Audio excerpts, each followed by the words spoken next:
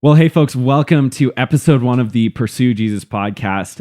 In case you're not watching on YouTube and you can't see us, this is Jeremy Tate. I'm joined with I'm John Moeller. John Moeller here. And man, we're stoked to get this podcast out. We've been talking about doing this, praying about doing this. Yep. And literally, we had to start to the point where not even all our lights, for those of you watching on YouTube, like you can't see behind the scenes, but not even all our lights are right. I had to return one of the lights to Amazon because the power cord didn't work. But we had to go. We couldn't wait. We had to. We had to get started because this podcast really is about helping people take practical next steps to pursue Jesus.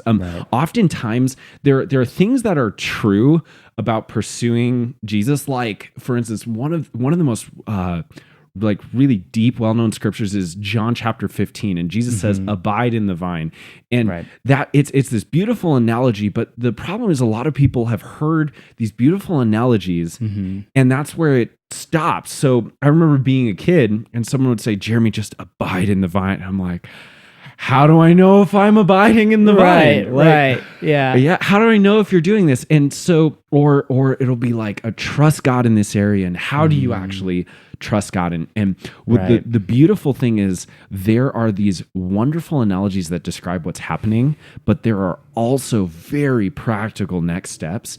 And they a lot of times will even differ based on the person, because God makes people unique, and even how prayer looks like for an introverted, like looks completely different than like an extroverted person. And so in this podcast, we want to dive into all of that to really, really help people take next steps to experience that freedom. So that's why we had to get going, even if the lights don't work. Right. Yep. We had to get rolling with this. So just a little background, like on me, because I guess they don't really know us, John, do they? No, not at all. Not yet, at least. Yeah, and they'll I guess they'll hear more. But my name is Jeremy. I've had the pleasure of being a church planter for the last few years, and really, really being on the front lines in ministry, but also, whether you're a minister or not, there have been times I was professionally working and following Jesus. There's times as a kid I was growing up following Jesus, and I feel like I got the benefit of seeing things from a whole bunch of different just places and environments,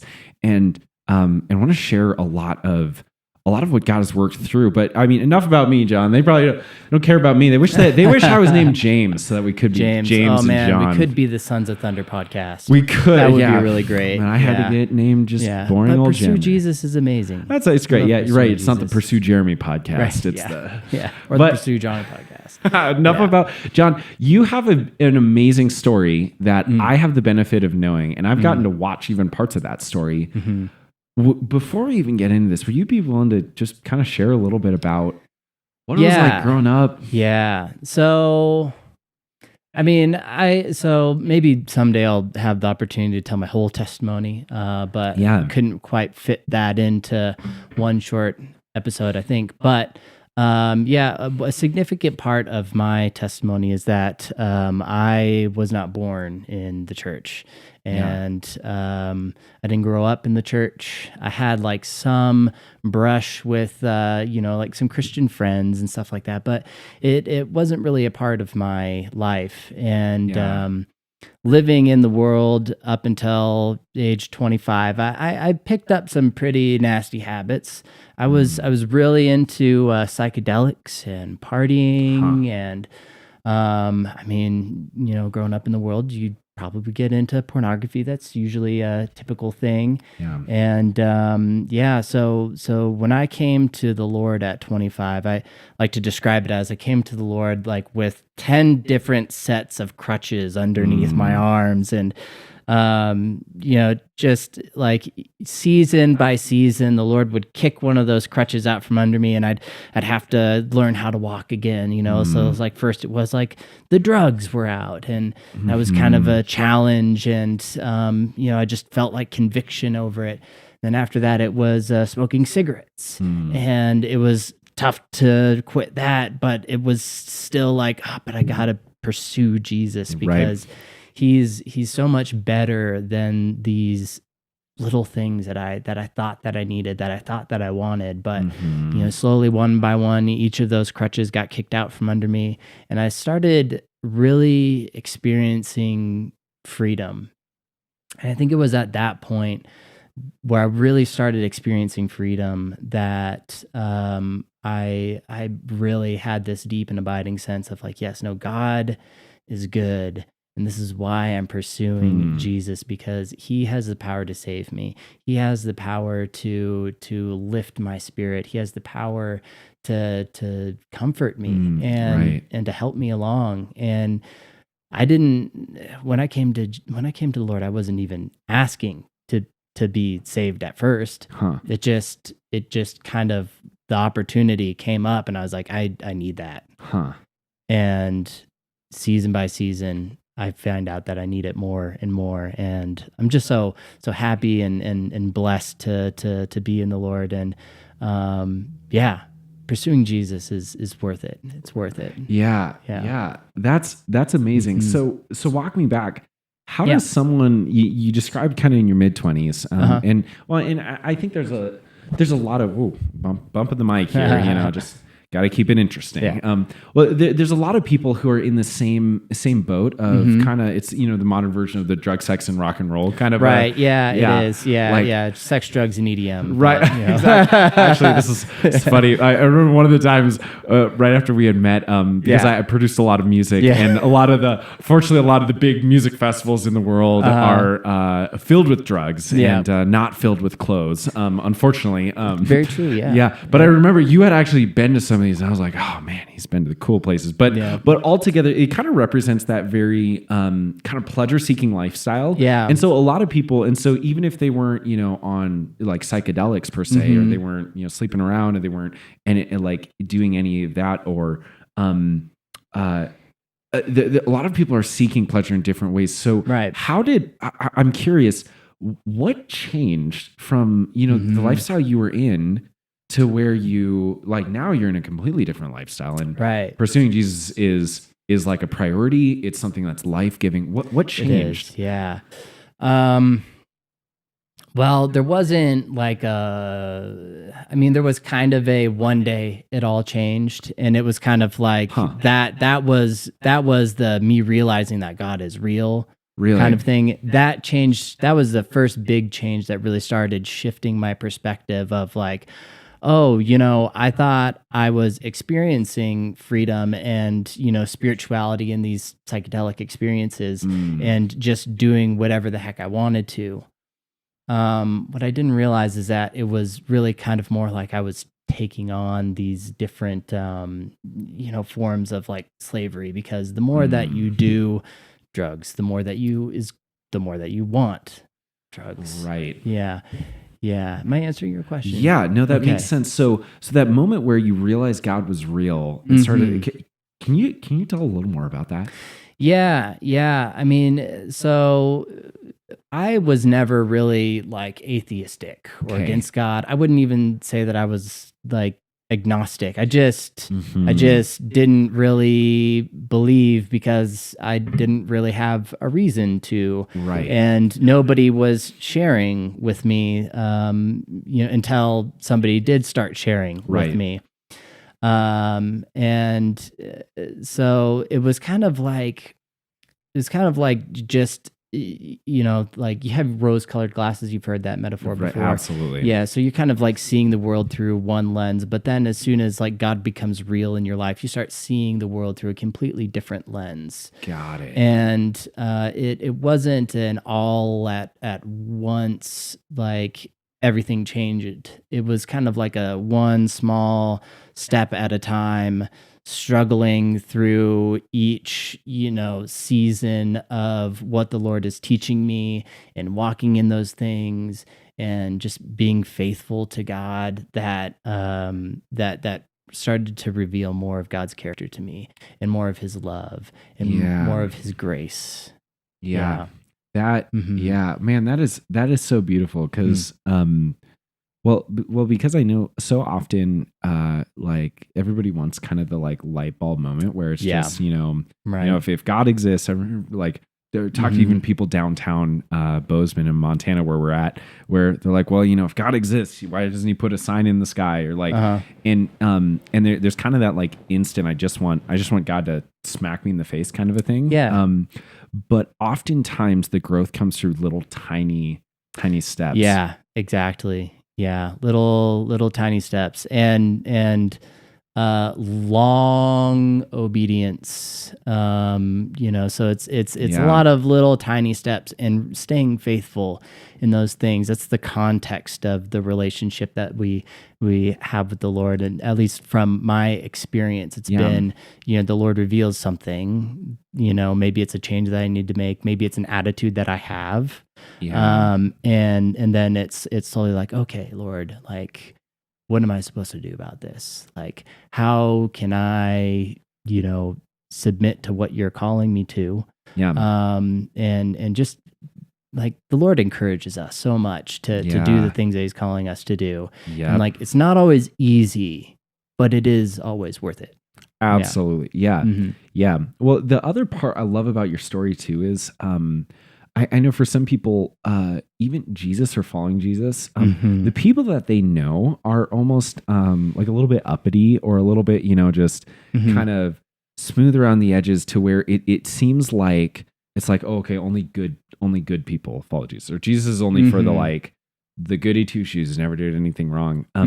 But actually, one of my favorite things that Jesus said, referring to himself, is he said, the Son of Man, which is a name for himself, he said, came to seek and save the lost. And he was out hanging out with people that a lot of the religious people didn't think he should have been. And so it opened the door not to just the, smart, polished, uppity citizens, but I mean, they're definitely like included, but it was anybody who wanted to follow Jesus and pursue Jesus was given the invite. And the same is true today, where it's not, it's not even like, you need to have like you need to clean up your life, like look a certain way, act a certain way. It's actually people come into relationship with Jesus, and then it becomes, like you were saying, that slow process of like one piece at a time. And I mean, like so many things, I love the analogy of working out, because it's like, if anybody's like, 1 week and you're going to lose 50 pounds, they're trying to sell you something, like, because that's not actually how real change happens.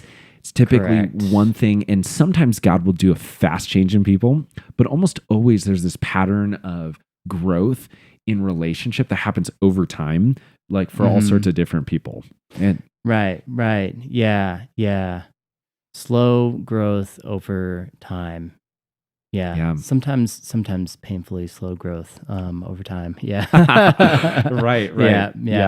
Yeah. But you were talking about like it like some people have this vision of like, oh, the church is just for the polished people. Right. Yeah. And I think we're kind of an interesting friendship here, because we both come from much different places. Totally. and as you were we were kind of talking before the podcast, it's just like, well, people only think that because they don't actually know the people. That's correct. So what's your story? So, well, when a man loves a woman. Actually, a good story starts like this. Yeah, my friend would always say, I was born at a very young age, naked and illiterate. Anyways, no. So I was born that way. It might be too much information, but I grew up, and my family, we were a family who we were part of a very healthy church in Missoula, Montana. Very solid. I've met a lot of people who have maybe not always a great experience with church communities. Sometimes it's amazing, sometimes it's not. This one was just a very solid church. They did things like they had a garage behind their building that they would fix single parents' cars. Same with actually the church I'm part of right now does the same thing. It's awesome. And so just stuff like that really like had the right attitude. And as a family, we were pretty polished family. Not we weren't trying to impress anybody or wasn't anything. But like we were just involved, and it was fun. I was there probably church 3 or 4 times a week. Youth group and music and all that stuff. And that was kind of on the outside. But on the inside, at home, my dad really really, really good guy, life of the party, really fun.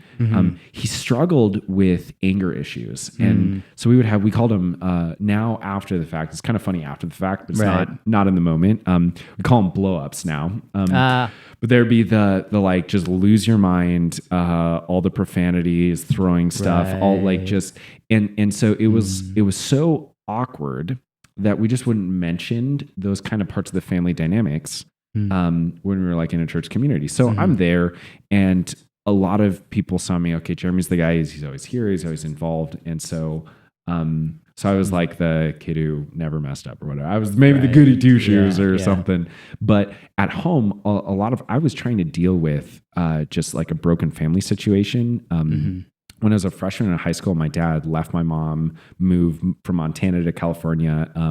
It was one of those, like, if you moved there, he was going to make all the money and that was going to fix the problems. And, as you can imagine, it's not how the story really ended up. And so there's a lot of brokenness. And so I, as a person, to kind of deal with a lot of that, it wasn't, for me, I didn't turn to like drugs or partying or girls or anything like that. It was more kind of performance and achievement. And so for me, the thing was, I produced a ton of music and I did remix competitions. And my goal was that if I could get a career touring as a DJ and producing music, then that was going to be like fulfillment. So literally all my time is going to either school, work, or producing music. Like my friends would go out to lunch at school, and I'm in the library reading the most boring articles. So when you look back at that time in your life and in your walk with the Lord, like what would you say were like your primary emotions like in that season? Yeah, what a great question. Yeah, wow. I've never really thought about that, man. So what I was really trying to, and I didn't realize this at the time, but what I was trying to deal with was kind of some of the usual high school, like you're transitioning from being a kid to an adult, trying to fit in all of those. But on a deeper level, I was really trying to find fulfillment. And you'd have these moments inside music where you perform or do something like that. Right. And you kind of have this like burst of energy, and it was really, really fun. Yeah. But then it just kind of fades. It fades really, really quickly. Yeah. And so I'm doing all of this, and I get to college, and at the same time I'm like part of multiple Bible studies, like doing all of the things, dipping my toes in church community, and I had started to pick up these phrases that I heard people say, and they say things like, I have a relationship with Jesus, and God's doing this in my life. Yep. And at the time, I didn't actually know what those things meant. I hadn't experienced them, but I had heard them enough that I just kind of started repeating them myself. And I'm like, oh yeah, God's doing this, and I didn't experience like, and it wasn't until the end of my first semester of college, and my entire goal is, if I can get this career music production, I'm going to be fulfilled. My life's going to be set. All of a sudden, I'm having these moments where, like, the first weekend at school, my brother and I DJ in front of 2,000 people, and it's like, I cannot tell you the feeling when you come out and it's your remix and everybody's going nuts for it. Like, it's so fun, but a day later, it doesn't matter. And I'm seeing kind of the fruit of this is just not actually, it doesn't have a real fulfillment to it. It's just empty, is hollow. And somehow, even though I didn't even know if I really knew God at that point. I would say I did. I didn't know if I really knew Jesus. Somehow Jesus made it clear to me that I could either choose to go down this path and keep pursuing music, which is nothing wrong with music. It was great. But it had become this idol where that was all of my time, all my money, all my attention, everything went towards the career in music. So Jesus made it really clear I could either go after that or I could pursue him. And I'm looking at these two things, and I'd spent probably about 4 years of my life doing, that was the entire life goal. Right. Music. So I was like, I don't know if I can give this up. But I was just like, if I, for 2 or 3 weeks, just try really, really praying. Like I had prayed my entire life, but like try really praying and meaning it. Try really seeking Jesus with everything I had. I was like, what's the worst that can happen? Right. So I do that. And in about 2 or 3 weeks, I go from like, oh yeah, I have a relationship with God to like, oh, I have a relationship with Jesus. Yeah. This is what it is. Oh, yeah. I think I heard song lyrics about that. He walks with me, talks with me, tells me that I am his own. Yeah. Yeah. Well, and here's what's crazy. I had heard all of these phrases of like, there's a spiritual fruit, there's this like love, joy, peace, like, and all of that my entire life. I could probably tell you the verses. I could tell you the stuff. Right. But all of a sudden, I was experiencing it. And before that, I was like, I never ever want to be homeless. That would be just about the worst thing ever. After that, I'm like, I don't want to be homeless, but it just doesn't really matter that much. Like there were times where, I'd sang songs at church services my whole life, we're singing worship music. But after that, I'm like, no.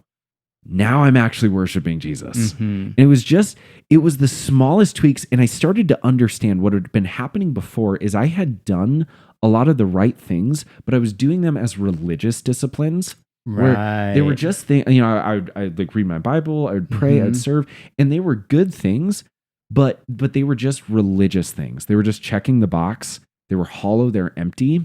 And what happened is it transitioned from being a religious discipline to being a spiritual discipline. Where I wasn't just reading the Bible now. I was connecting with God. I was learning from God. And coming from someone who has a degree in mathematics, all of this seemed like very flowery language, Right, yeah. But as I started to understand and realize, and part of even what we're going to cover in this podcast is that there are specific things that it looks like to transition from just the sort of box checking mentality, supposed to do this, but it's lifeless, to the like, oh no, I want to do this. I wouldn't want to miss this. Right. Yeah. Yeah, and I think that's what you just described is kind of like how we can, sometimes we can have this kind of mindset that's kind of like the Pharisees, where it's like we're performing, we're doing the right things, but we're not doing the right things like out of faith. Right. Yeah, which would be kind of that you talked about how there's like language that we use, but when you actually stop and think like, okay, well, what does that actually mean? You're like, I feel like I know what it means, but I couldn't tell you what it means. And that's one of the hardest things that I am still trying to figure out, 7 years now, about 7 years in my walk with the Lord. Yeah. It's like, there's a lot of things that we say and a lot of things that we talk about, that are just kind of like lost in the Christianese of our spiritual lives. And when we actually sit down to think about, okay, what does that mean? And how do I practice it? Yeah. Then we start to actually experience the Lord and feel the fruit in that way of pursuing Jesus. Yeah. Completely. One of the beautiful things I love about if you read the stories of Jesus, he taught in the technical term is parables, but they were just stories. And you read them, they're all about farming. They're all about agriculture. Yeah. The farmer sowed this and that, and I'm like, why are they all about? But it's because he's talking to farmers. Yeah. And what I realize is Jesus constantly uses language that people understand. Right. And he uses very poetic, deep language, but then he also uses really simple language.